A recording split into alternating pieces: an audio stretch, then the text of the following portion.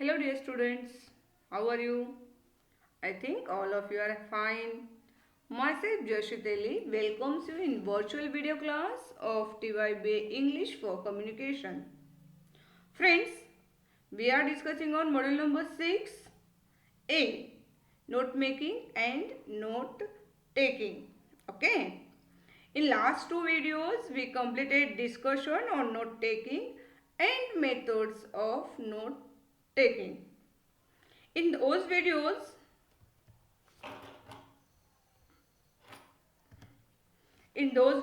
we studied the meaning of note taking, we studied meaning of note making and its different characteristics. We studied the nature of note making and note taking, and also we studied important things in note taking. Which are these important things? Note taking मध्ये कोणते important things आहेत आपण गेल्या 3 videos मध्ये साधारणपणे note taking म्हणजे काय, note making म्हणजे काय, या दोन्हींमधला फरक काय आहे हे आपण पाहिलेलं आहे. याचबरोबर आपण नोट मेकिंग आणि नोट टेकिंगचे साधारणपणे त्या ठिकाणी स्वरूप काय आहे याचाही अभ्यास केलेला आहे, नेचर याचाही आपण अभ्यास केलेला आहे.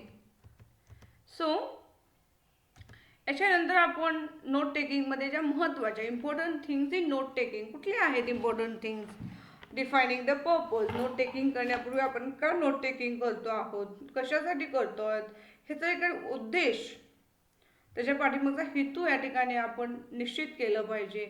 बीइंग अटेंटिव्ह, वर्गामध्ये असे फोकसली बसलं पाहिजे, अगदी लक्षपूर्वक त्या ठिकाणी लेक्चर ऐकलं पाहिजे, त्यातून नोट घेतले पाहिजेत.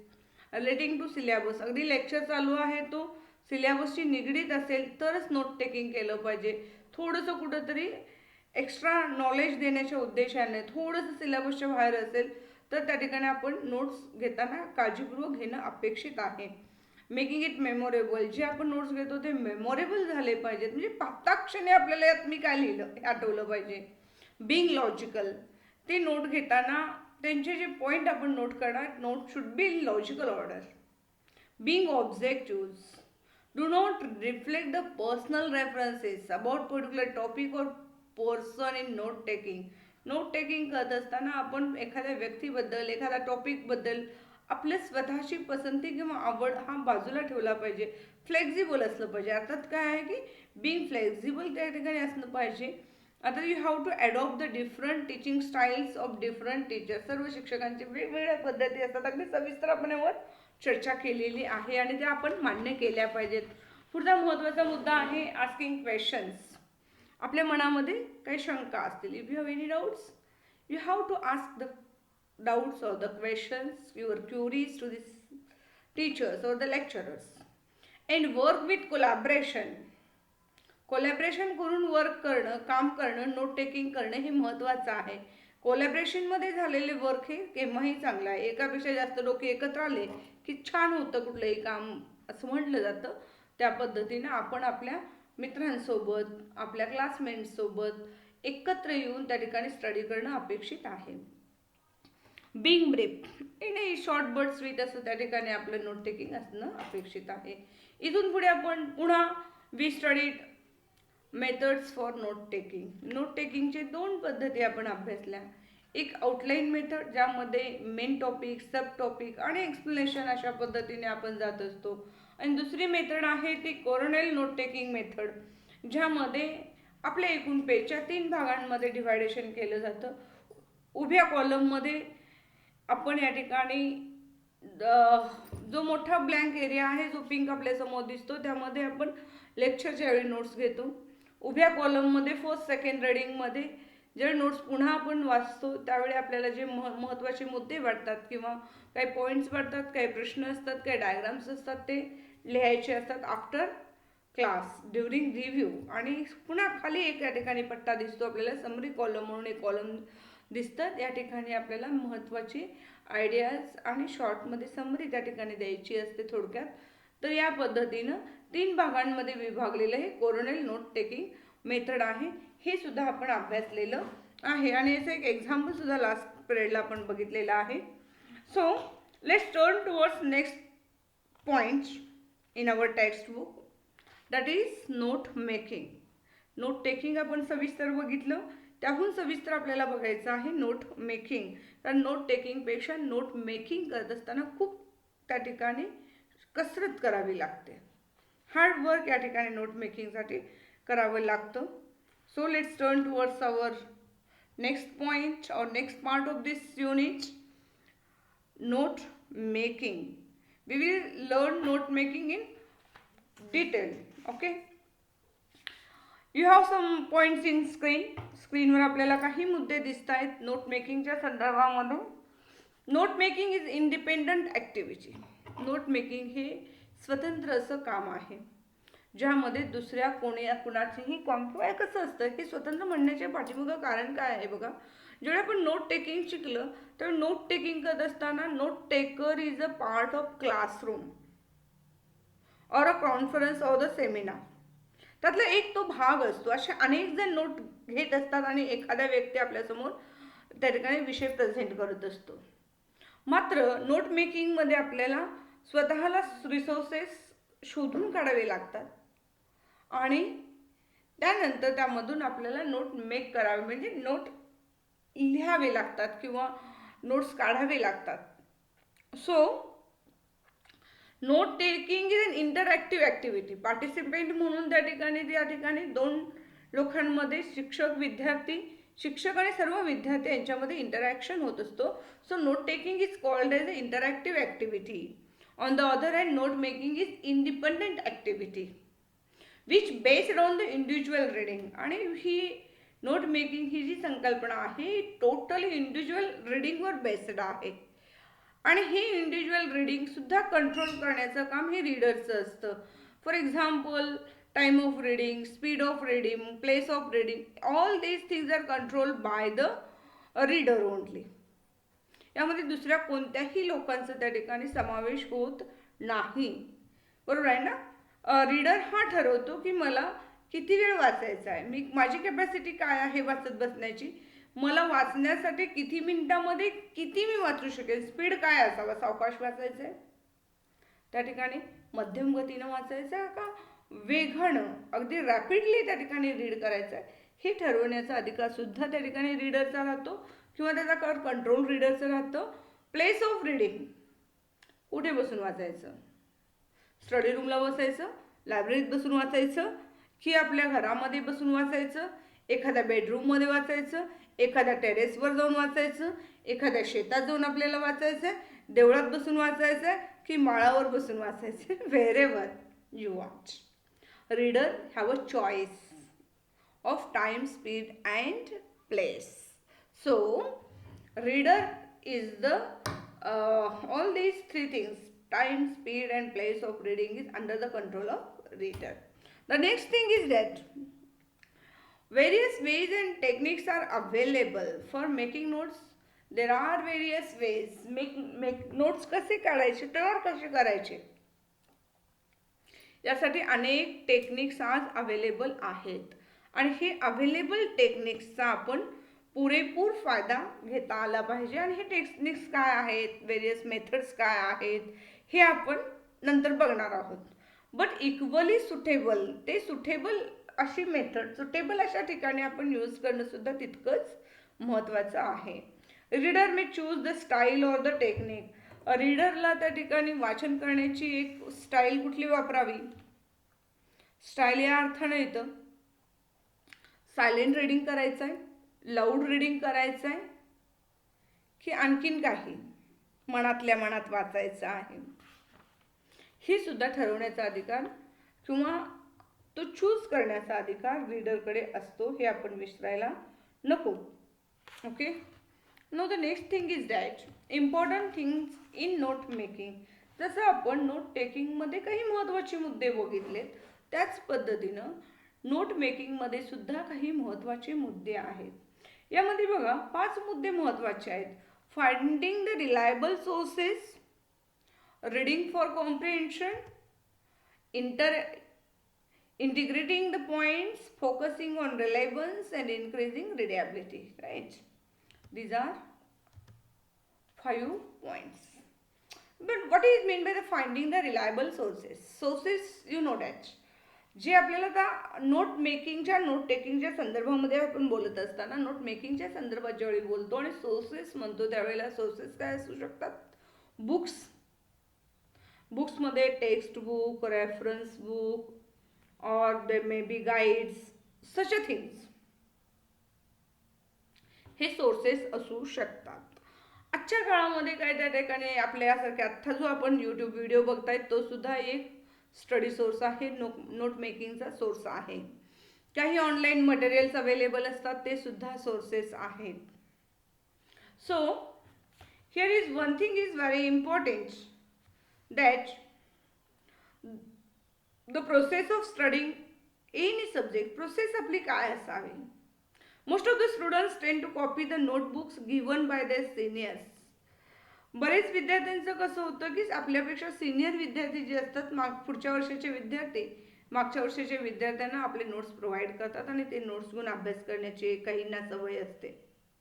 मग वर्गात बसण्याची गरज नाही, स्वतंत्र पुस्तक घेण्याची गरज नाही किंवा वाचण्याची गरज नाही, असे या ठिकाणी होऊ शकतं. Some other students may blindly follow the ready-made notes or the guides available in markets. काही विद्यार्थी अगदी ब्लाइंडली म्हणजे अगदी डोळे उघडून न बघता मार्केटमध्ये जी नोट्स, गाईड्स अशा काही वेगवेगळ्या आपल्याला अवेलेबल होतात ते घेऊन सुद्धा वाचत असतात, नोट्स तयार करत असतात. However some of them are serious and sincere students. सगळेच विद्यार्थी असे काही नसतात कॉपी करणारे किंवा मार्केटमध्ये शॉर्टकटमध्ये मिळणारे त्या ठिकाणी नोट्स वापरणारे, असे सगळेच विद्यार्थी नसतात. तर काही विद्यार्थी सिरियस आणि सिन्सिअर असतात, जे we must certainly stay away from the shortcut notes. आणि ते विद्यार्थी काय करतात किंवा काय केलं पाहिजे, student should not follow the ready-made notes or shortcuts. On the other hand, students should take help of the teachers and tap the authentic resources like textbooks and reference books. So, as a note maker, we should take help of teachers and tap the authentic resources. Authentic means खरे असे स्रोत, मूळ स्रोत जे काही पुस्तकांचे आहेत, काही वेळ म्हणजे त्या ठिकाणी टेक्स्ट बुक्स असतील, रेफरन्स बुक्स असतील, यासारख्या पुस्तकांपर्यंत आपण पोहोचलं पाहिजे आणि मग त्यातून आपल्याला नोट्स तयार करणं गरजेचं आहे. So second point is that reading for comprehension. बघा, कॉम्प्रिहेन्शन म्हणजे काय, आकलन क्षमता. आकलन होईपर्यंत एखादी गोष्ट वाचणं किंवा आकलन होण्याच्या दृष्टीनं वाचणं. मग आपण कसं वाचल्यानंतर आपल्याला चांगलं समजतं हे महत्त्वाचं आहे. For making effective notes we must read the books with specific purpose. काही पर्पज ठेवून आपल्याला पुस्तक वाचावं लागतं, तरच त्या ठिकाणी हे वाचन यशस्वी होतं. समजा आपण जर वाचन जनरल आयडिया समजून घ्यायची असेल त्या पुस्तकाची, एखाद्या पुस्तकाची, त्या ठिकाणी वरवरचं त्या ठिकाणी आपल्याला एक आयडिया यावं म्हणून वाचत असतो, तर अशा वेळेला we may attempt of skimming, म्हणजे थोडंसं वरवरचं वाचत गेलं तर आपल्याला जनरल आयडिया येते. पण ज्या वेळेला आपल्याला एखाद्या पुस्तकामधली महत्त्वाची स्पेसिफिक फॅक्ट किंवा इन्फॉर्मेशन मिळवायची असते, विशिष्ट असे मग काही माहिती मिळवायची आहे, काही मुद्दे मिळवायचे आहेत, त्या दृष्टीने आपलं वाचन असतं, तर वी मे अटेम्प्ट स्कॅनिंग. मग आपल्याला एखाद्या स्कॅनिंग आहे, जसं एखादं मशीन शरीराच्या एखाद्या अवयवाचं स्कॅनिंग करतं आणि बारकावे आपल्यासमोर मांडतं, त्या पद्धतीने आपलं वाचन सुद्धा बारकाईनं झालं पाहिजे आणि त्या पुस्तकाचं चौफेर त्या ठिकाणी स्कॅनिंग झालं पाहिजे आणि त्यातून मुद्दे आपल्याला मांडता आले पाहिजेत. And then only we should reach up to our goal. Okay, now one more point, integrating the points. होतं काय बघा या ठिकाणी, इंटिग्रेटिंग द पॉइंट्समध्ये आपल्याला काय बघायचं आहे, आपल्याला वर्गामध्ये घेतलेले काही नोट्स आहेत आणि आपण ते अपुरे पडतात म्हणून आपण काही विविध सोर्सेस वापरून काही वेळा नोट्स एकत्र करतो. मग हे नोट्स घेतो, काढतो आणि ते दोन्ही एकत्र करण्याचा प्रयत्न करतो, वर्गात घेतलेले आणि आपण काढलेले. हा एक इंटिग्रेटिव्ह, हे करत असताना कुठेतरी लॉजिकल सिक्वेन्स त्याला आला पाहिजे, याची काळजी घेणं अपेक्षित आहे. Logical order should be there in integrating the points. And one more and very important thing is that focusing on the relevance. मग हे एकत्रित नोट्स करत असताना, नोट मेकिंग करत असताना, integrating the points with logical order हेच करत असताना आपल्याला आणखीन एक लॉजिकल ऑर्डर बरोबरच फोकसिंग ऑन रिलेव्हन्स, ती एकमेकांशी रिलेव्हंट असे नोट्स पाहिजेत. Don't mix up the notes taken from the different sources. आपण नोट्स घेत असताना अनेक सोर्सेस यूज करतो. बऱ्याच वेळा टेक्स्टबुकमधलं काही वाचलेलं असतं, काही वेळेला ते टेक्स्टबुक समजत नाही. अशा वेळेला आपण रेफरन्स बुक्स वापरतो. मग रेफरन्स बुक एकाच असतं का? विविध लेखकांनी लिहिलेले रेफरन्स बुक्स वेगवेगळ्या पद्धतीचे असतात. त्यामध्ये वेगवेगळ्या स्वरूपात माहिती मांडलेली असते. ध्येय एक असलं तरी जसं रस्ते अनेक असतात, मंजिल एक और रास्ते अनेक, तसं त्या ठिकाणी आपल्याला एकच मुद्द्यावर विविध रेफरन्स बुकमध्ये विविध माहिती मिळते. आणि त्यामुळे मला असं म्हणायचं आहे की जी माहिती तुम्ही एकत्र करणार आहात ती एकमेकांशी रिलेटेड आहे का, सुसंगतपणे त्याची मांडणी करता येत असेल तरच त्या ठिकाणी वेगवेगळ्या सोर्सेसमध्ये वापरली गेलेली माहिती आपण एकत्र आणण्याचा प्रयत्न करावा. ओके. इन्क्रीजिंग रिडॅबिलिटी. पुढचा मुद्दा बघा.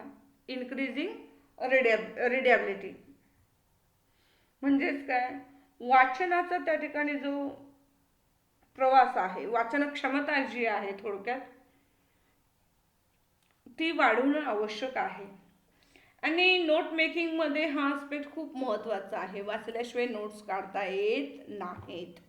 So this is the most important aspect of note making. After all, why do we make notes? आपण का बरं नोट्स तयार करतो? We want to understand the given subject in easier way. अति सोप्या पद्धतीने आपल्याला विषय समजून घ्यायचा असतो आणि त्यासाठी आपण नोट्स काढत असतो. That's why we should make notes in our own words. आणि त्यामुळे आपल्याला आपल्या स्वतःच्या शब्दांमध्ये ती मांडणी करावी लागेल. In our own words. We must resist the temptation to copy the word by word. आपल्याला वाटत असतं की हां, हे पुस्तकाचा सोर्सेस खूप छान आहे, त्यामुळे जसं तसं आपण आपल्या नोटबुकमध्ये ते उतरवत असतो. ते करता कामा नये. मजकूर समजून घ्यायचा, तिथं काय म्हणायचं आहे हे समजून घेतलं की आपल्या वर्डिंगमध्ये ते आपल्याला नोट्स तयार करता आले पाहिजेत. Own words are very important in note making. Don't copy word by word from book or other resources. Okay. These are some important things in note making. So once again, I am going to focus on what we learned today. We learned that note making is independent activity based on individual reading. On the other hand, note taking, oh God, note taking is interactive activity because student and teacher, there is an interaction between student and teacher layer or the presenter and the participants. Okay. पुढचा मुद्दा येतो तो असा की time of reading, time of reading, speed of reading, place of reading are under the control of reader. There are various ways and techniques are available for reading and we should use the suitable technique or way for note making और reading करूनच note making करायचं. त्यामुळे note making करण्यासाठी वेगवेगळे various ways and techniques available आहेत आणि पण equally suitable सुद्धा त्या ठिकाणी असणं आपण निवडताना गरजेचं आहे. Reader may choose the style or technique of note making on reading also.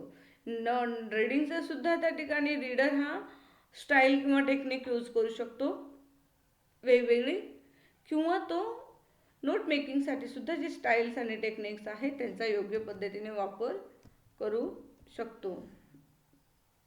So next thing is important things in note making. यामध्ये आपण 5 मुद्दे बघितले. Finding the reliable sources. अनेक योग्य आणि ऑथेंटिक सोर्सेस त्या ठिकाणी आपण उपलब्ध करून घेतले पाहिजेत. मग त्या ठिकाणी टेक्स्ट बुक्स असेल, रेफरन्स बुक्स असतील या पद्धतीचे. आणि रीडिंग फॉर कॉम्प्रिहेन्शन म्हणजे समजेपर्यंत आपण वाचलं पाहिजे, त्याचे आकलन होण्याच्या दृष्टीने या ठिकाणी हा मुद्दा महत्त्वाचा आहे. आपल्याला जर पुस्तकाचं वर्क आणि जनरल आयडिया सर्वसामान्याचं जे त्या पुस्तकात काय सांगितलं हे अभ्यासाचं आहे तर रीड विथ स्किमिंग. पण त्याच्याऐवजी आपण जर स्पेशल उद्देशानं स्पेशल इंटेन्शननं पुस्तक वाचत असू तर त्या ठिकाणी स्किमिंग न करता स्कॅनिंग करणं गरजेचं आहे. इंटिग्रिटी द पॉईंट्स घेतलेले वेगवेगळ्या सोर्सेसमधून वेगवेगळ्या आणि क्लासमधून जे आपल्याला पॉईंट्स अवेलेबल आहेत ते एकत्रित करता आले पाहिजेत. एकत्रित करताना एक लॉजिकल ऑर्डर पाहिजे आणि रिलेव्हन्ससुद्धा त्या ठिकाणी असणं अपेक्षित आहे. And then increasing readability. आणि इन्क्रीजिंग रिडॅबिलिटी पुन्हा यामध्ये सगळ्यात महत्त्वाचं म्हणजे वाचनक्षमता आणि वाढवली पाहिजे. आणि या वाचनक्षमतेमधूनच आपल्याला we should make notes in our own words. Do not copy word by word from the book or resources. एखादं रिसोर्स आहे, पुस्तक आहे, त्यातलं जसं तसं आपल्याला आपल्या नोट्समध्ये उतरायचे नाहीत तर आपल्याला आपल्या शब्दांमध्ये मांडणी करता आलं पाहिजे. ठीक आहे, आपण थांबू इथं. Thank you very much. मी सर्व विद्यार्थ्यांना आवाहन करते की पुन्हा कोविडचं प्रमाण वाढतं आपल्या भागामध्ये दिसतं, त्यामुळे तुम्ही घरीच राहा, आपल्या कुटुंबाला सुरक्षित ठेवा आणि तुम्हीही सुरक्षित करा. थँक्यू. बाय.